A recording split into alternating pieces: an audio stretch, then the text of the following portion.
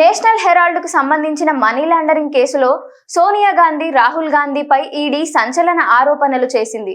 142 కోట్లు అక్రమంగా లబ్ధి పొందారని ఈడీ ఆరోపించింది. నేరపూరిత అర్జనతో మనీ లాండరింగ్ కు పాల్పడ్డారని, ఆ తర్వాత కూడా వారు అదే పంతాను కొనసాగించారని పేర్కొంది.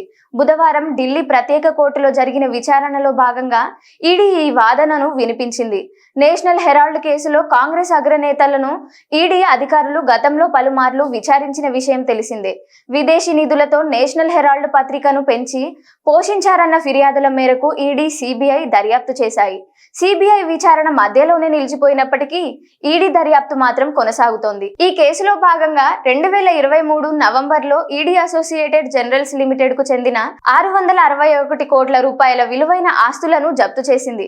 ప్రస్తుతం ఆ ఆస్తుల స్వాధీనానికి చర్యలు ప్రారంభించింది.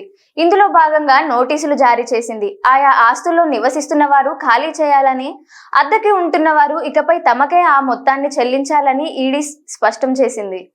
ఈ కేసులో ఇప్పటికే ఛార్జ్షీట్ దాఖలు చేసిన ఈడీ అందులో సోనియా గాంధీ, రాహుల్ గాంధీ సహా పలువురు పేర్లను పేర్కొంది. ఢిల్లీ రౌస్ అవెన్యూ కోర్టులో ప్రాసిక్యూషన్ కంప్లైంట్ దాఖలు చేశారు. దీనిపై తాజాగా విచారణ జరిగింది. ఈ కేసులో ఈడీ ఆరోపణలు కాంగ్రెస్ అగ్రనాయకత్వాన్ని మరింత ఇరకాటంలోకి నెట్టాయి.